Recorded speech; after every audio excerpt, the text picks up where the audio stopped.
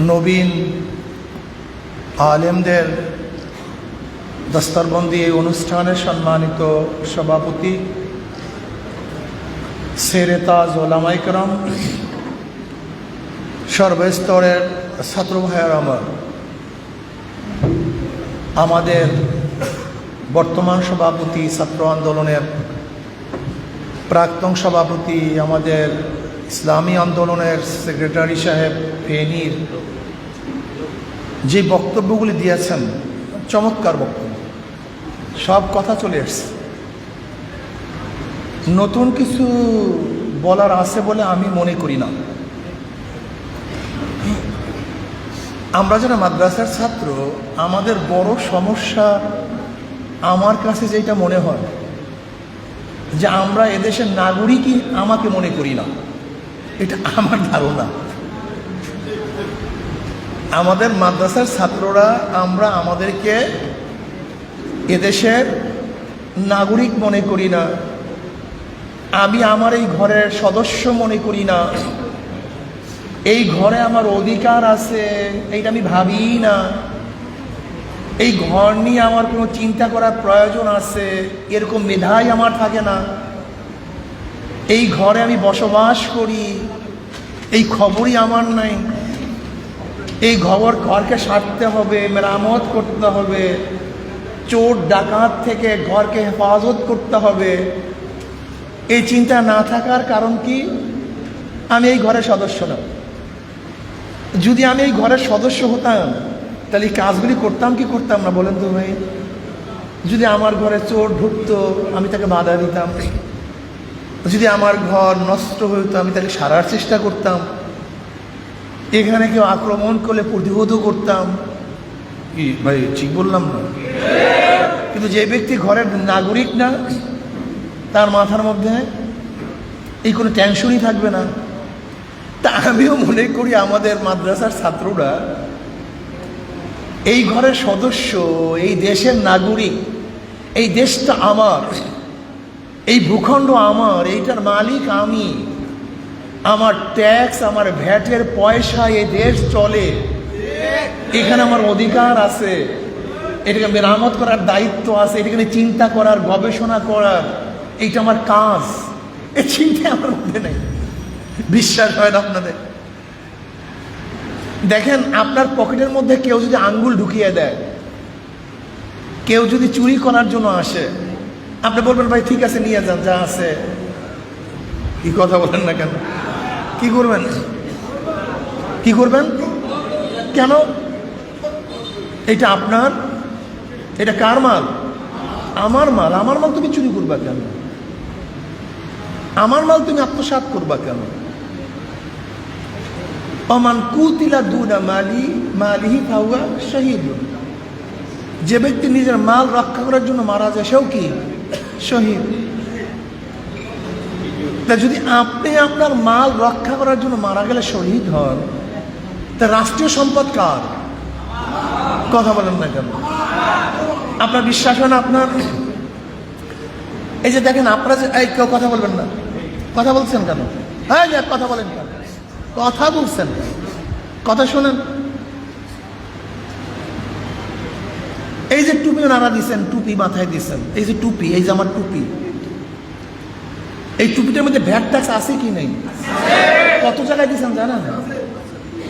যখন তুলা ইম্পোর্ট করছেন, যখন তুলা ভিতরে ঢুকছে, গোডাউনে ঢুকছে, গোডাউন থেকে বের হয়েছে, ইন্ডাস্ট্রিজে ঢুকছে, ইন্ডাস্ট্রিজ থেকে মাল হয়ে বের হয়েছে, আবার যখন দোকানে গেছে, দোকান থেকে বের হয়েছে, আপনি জানেন কতবার এটার মধ্যে ভ্যাট ট্যাক্স আপনি পে করছেন? এই যে মোবাইল ধরে রাখছেন, প্রত্যেকের মোবাইল, আপনি জানেন এই মোবাইলে আপনি কত টাকা সরকারকে পে করছেন? এই যে জামার বুদাম কিনছেন, আপনি কি জানেন এই বুদামের মধ্যে কত টাকা পে করছেন? এই যে পায়ের মধ্যে জুতা, জুতার মধ্যে আপনি কত টাকা পে করছেন আপনি কি জানেন? এই ঘড়িটা কিনছেন, এই ঘড়িটার মধ্যে কত টাকা পে করছেন? এই যে আপনার চোখে চশমা, আপনি জানেন কত ভ্যাট ট্যাক্স দেওয়ার পরে চোখের মধ্যে চশমাটা পড়ছেন?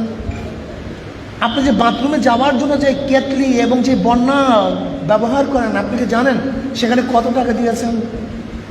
আপনি যে ঘরের ছাদের মধ্যে আছে, জানেন এখানে কত টাকা আপনি পে করছেন? রড থেকে শুরু করে সিমেন্ট বলেন, বালু বলেন, রাজ বলেন, যেখানে যা, এমনকি ভিক্ষুক তার ভিক্ষার থলি বানাবার জন্য সরকারকে টাকা পে করতে হয়। বুঝাতে পারিনি? এই যে বাতাস খাইতেছেন, এই ফ্যানও ঘুরে, আপনার পকেটে পয়সাও ঘুরতেছে। এই যে আলোর মধ্যে আছে, সেখানেও কিন্তু আপনার পয়সা যায়। এই যে রাস্তায় আপনার কোনো উন্নয়ন করছি আমি, তুমি উন্নয়ন করছো না, আমি উন্নয়ন করছি, জনগণ উন্নয়ন করছে। তুমি চুরি করছো, তুমি চুরি করছো, ডাকাতি করছো, উন্নয়ন করছে কারা? জনগণ। এ আমাদের টাকা, সব আমাদের ভ্যাট ট্যাক্সের টাকা, সব আমাদের। আপনার রাস্তায় হাঁটেন, সেখানে ভ্যাট ট্যাক্স পে করেন। পানি গ্রহণ করেন, সেখানে ভ্যাট ট্যাক্স পে করেন। আপনি ঘরের মধ্যে থাকেন, সেখানে ভ্যাট ট্যাক্স পে করেন। আজীব মানুষ আপনি, সব টাকা আপনার, আর আপনার টাকা চুরি হয়ে যায়, ডাকাতি হয়ে যায়। সরকার চুরি করে, ডাকাতরা ডাকাতি করে। একদিনই আপনি বলছেন, চিন্তা করছেন, আমার টাকা কেন চুরি করবে? এটা করতে দেওয়া যাবে না, বাধা দিতে হবে, রুখতে হবে।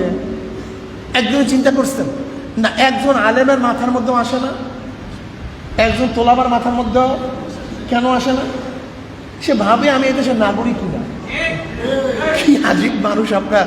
আপনাদেরকে নিয়ে আমি মানুষ অনেক চিন্তা করি যে আসলে আলেমদের এরকম কেন, এদের মেধার এরকম কেন, এদের মেজাজ এরকম হবে কেন? এ বিশ্বাসই করে না আমি আমার দেশের নাগরিক, এটা আমার দেশ, এই ভূখণ্ড আমার, এটা আমার জায়গা, আমার সম্পত্তি। এখানে আমার বাপ দাদা 14 গোষ্ঠী জন্মগ্রহণ করেছে। কাজে এই দেশকে রক্ষা করার দায়িত্ব আমার, ডেভেলপ করার দায়িত্ব আমার,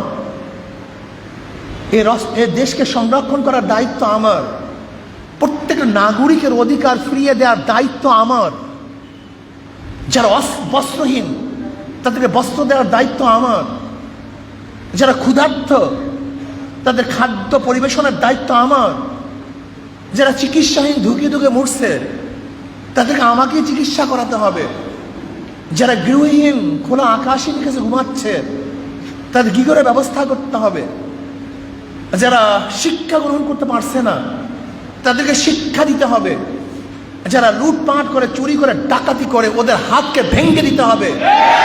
এটা আমার দায়িত্ব। কিন্তু আপনি কেন এই দায়িত্ব পালন করেন না? আপনি নিজেকে দেশের নাগরিকই ভাবেন না, আগে দেশের নাগরিক ভাবেন। আজকে দেখবেন সমাজ মেরামতের জন্য স্কুলের ছাত্ররা নামে, রাস্তায় নামছি কে নামে নেই?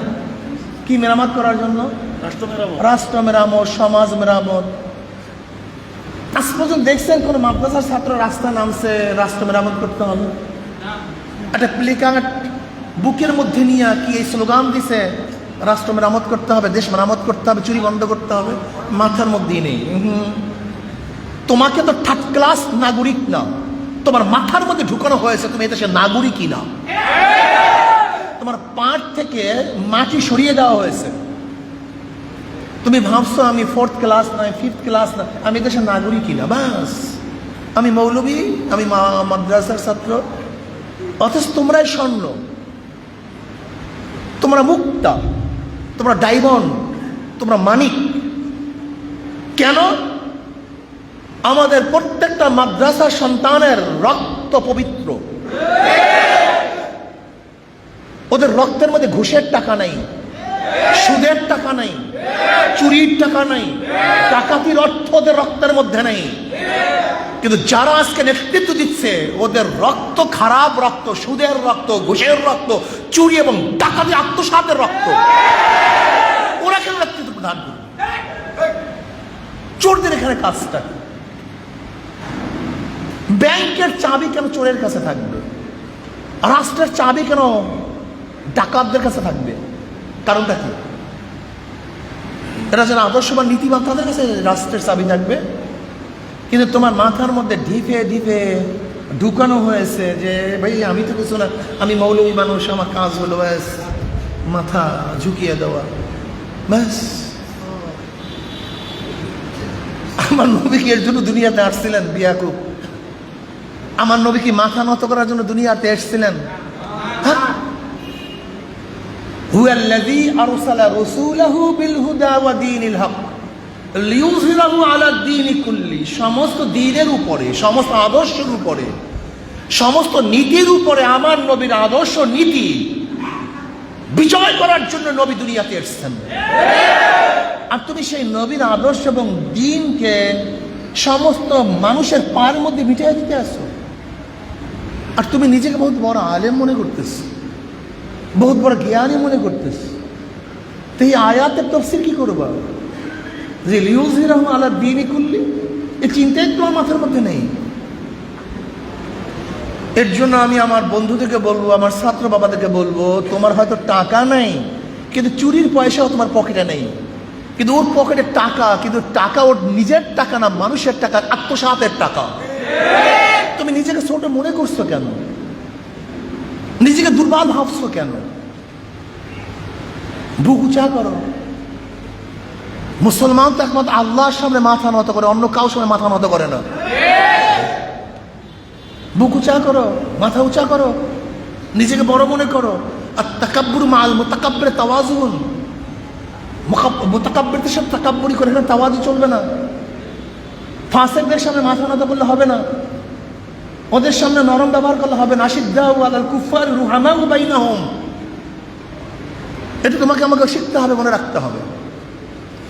এ তো আমাদের কিছু কথা বললাম। এখন আমি চিন্তা করতেছি বাংলাদেশ কাদের, আমাদের না মোদির? এটা ডিসাইড আগে করেন, এই দেশটা কাদের? কিন্তু চলতেছে মোদির কথায়।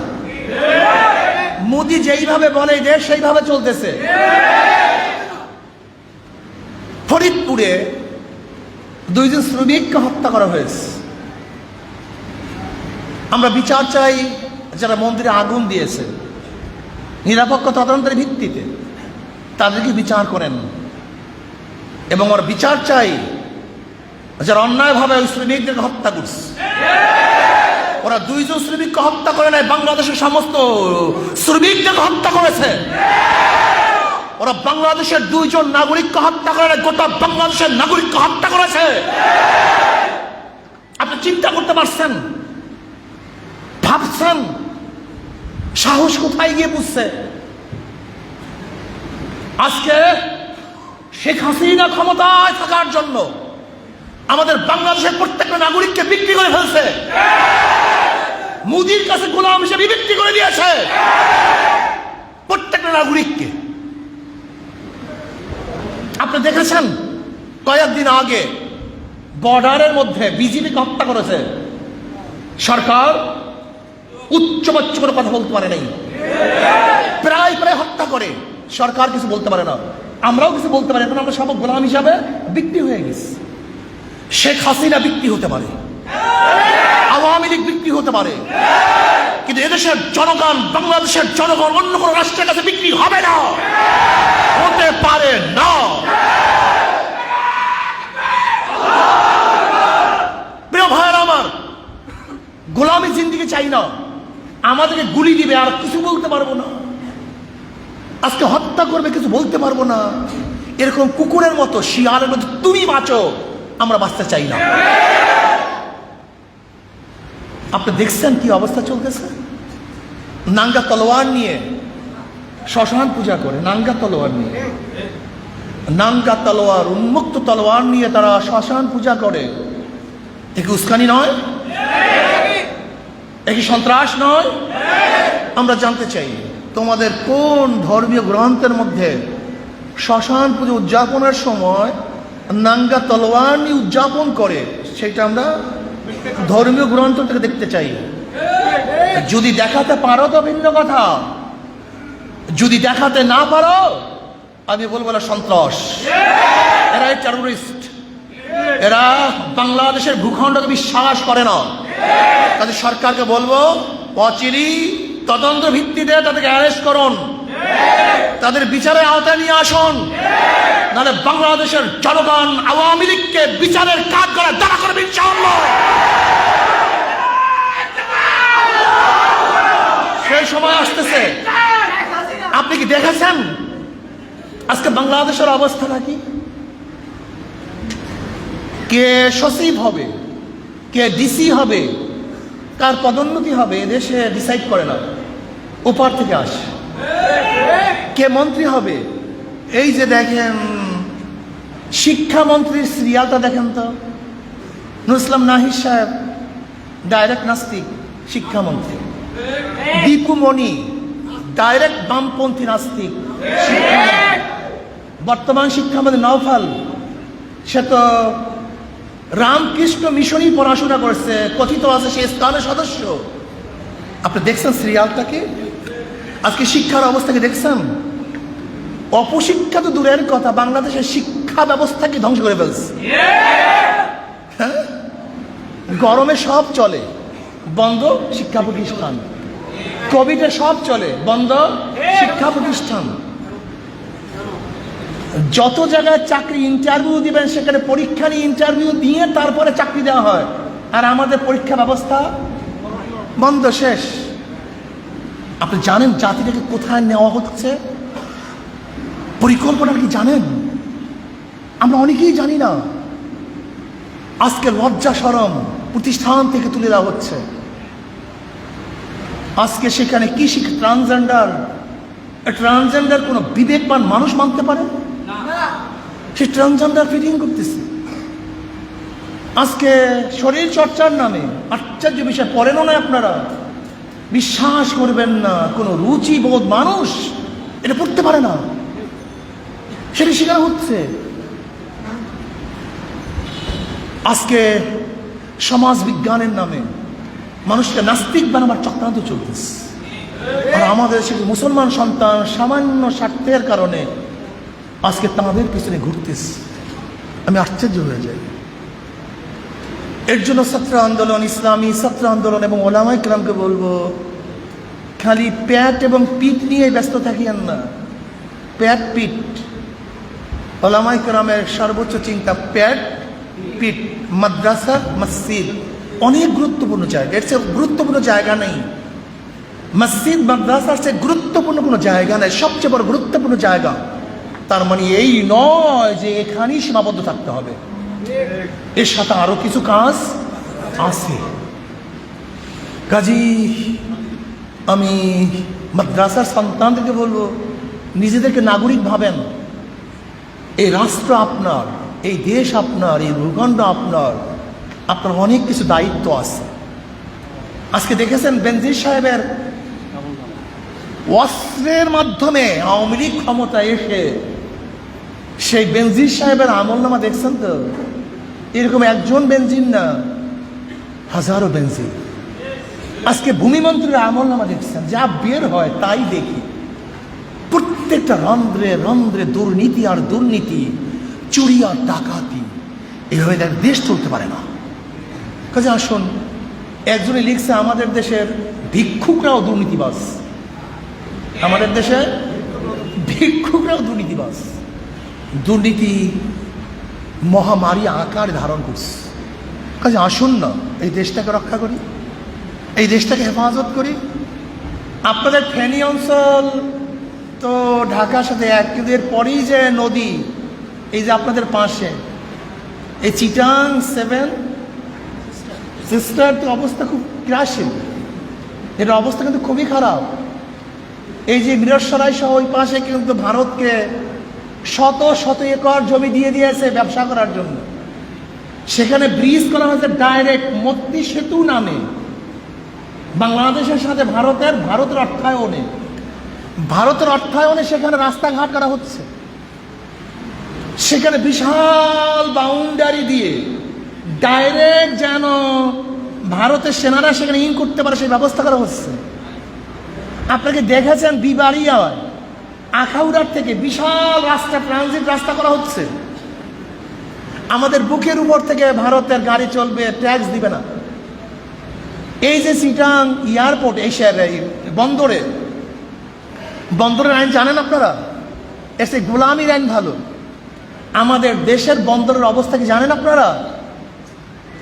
আমাদের দেশের কোনো জাহাজ যদি সেখানে মাল খালাস করে, এর মধ্যে ভারতের কোনো জাহাজ যদি চলে আসে, তাহলে আইন হলো এই, আমাদের জাহাজ সরে গিয়ে তারপরে উইদাউট পে ভারতের জাহাজকে মাল খালাস করার জন্য আগে জায়গা দিতে হবে। আহা, বাংলাদেশ রে, আমাদের দেশের উপর থেকে প্লেন, বিদেশে প্লেন যাবে, পয়সা পে করবে কাকে? ভারতকে, আমাদেরকে না। আমাদের দেশের উপর থেকে ভারতের গাড়ি যাবে, ট্যাক্স ফ্রি, ট্যাক্স দিবে না। অথচ নেপালের সাথে আমরা একটা ব্যবসার জন্য ছোট্ট একটা রাস্তা চাই, আজ পর্যন্ত দেয়নি। আপনারা জানেন যে স্বাধীন হওয়ার পরে কিছুদিনের জন্য ক্যালকাটার নৌবন্দর ব্যবহারের জন্য বহুত অনুরোধ করেছিলাম আমরা, কিন্তু একদিনের জন্য নৌবহর বন্দর ব্যবহার করতে, অথচ মোংলা পোর্ট আমরা তাদেরকে ব্যবহার করতে দেব, চিটাং পোর্ট তাদেরকে ব্যবহার করতে দেব। গোলামরা দিতে পারে, যাদের মধ্যে রক্ত আছে, যাদের মধ্যে কিছুটা মানুষতা আছে, তারা এটা দিতে পারে না। এর জন্য আসলে আমরা সচেতন হই। এই জালেমদের বিরুদ্ধে একটা লড়াই করতে হবে। যারা এই ভূখণ্ডকে দখল করতে চায়, এই মাটিকে দখল করতে চায়, গোলামের জিনজির পড়াতে চায়, এই গোলামের জিনজির ছিন্ন করে আজাদি হতেই হবে, আজাদ হতেই হবে, মুক্ত হতেই হবে। আল্লাহ আমাকে এবং আমাদের সবাইকে কবুল করে নেন, ছাত্র আন্দোলন কবুল করে নেন। আর আমরা তো আমাদেরকে গলা টিপে মেরে ফেলি। এই মৌলবীদের মধ্যে, এই আমাদের মাদ্রাসার সন্তানদের মধ্যে কিছু আবাল সন্তান পয়দা হয়েছে, যারা নিজেরা নিজেদের গলা চিপে চিপে মারতেছি। অথচ আজকে আমাদের দুর্বলতার সুযোগে এই বেঈমানরা শক্তিশালী হচ্ছে, আর আমরা আমাদের গলা টিপে টিপে প্রত্যেকে মারতেছি। আল্লাহ সচেতন হওয়ার এবং বুঝার তৌফিক আমাকেও দান করেন, আমাদের সবাইকে দান করেন। ওমা আলাইনা।